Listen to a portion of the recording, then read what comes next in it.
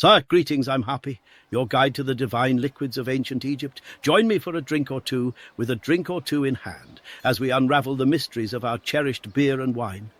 You're just in time for more tales from ancient Egypt's breweries and vineyards. In our sun-kissed lands, beer isn't just a drink, it's a lifeline.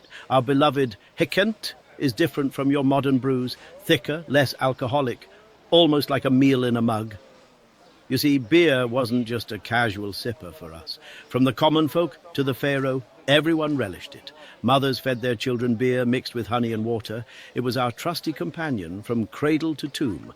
Our ancient beer recipe: start with barley bread, partially baked, crumble it into a vat, add water and let the magic of fermentation do its work. No hops, no fuss. Brewing here is an art. Barley bread, water, honey, simple ingredients for a divine concoction. It's not just a drink, but a connection to our gods, our culture, and each other. We have varieties like Zythum for noble washes, Kermi, a dark delight, and Sa, sacred for Pharaoh himself. And let's not forget its role in mummification, only the finest for our journey to the afterlife. Now, on to wine, or as we call it, Irep. Just remember, it sounds like a burp. Our vineyards along the Nile craft exquisite reds and whites, each with its own story. From the sweet Mariotic to the rich Teniotic, our wines are treasured gifts of the gods. Our most famous, the Mariotic, was renowned for its sweetness and aging potential. A real treat for the senses. But wine wasn't just for enjoyment. It had its place in our medicine and religious offerings too.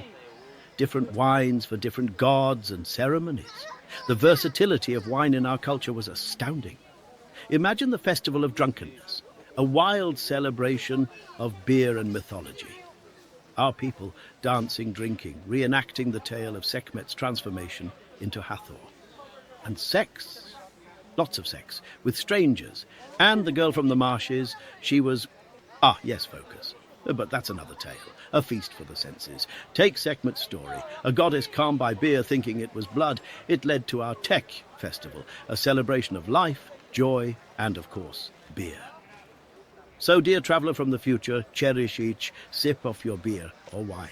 It's a legacy that has endured through millennia, from our ancient hands to yours. Remember, dear friend, when you sip on your modern brews or wines, you're sharing a tradition that has bridged worlds and eras. A tradition that we in ancient Egypt held close to our hearts.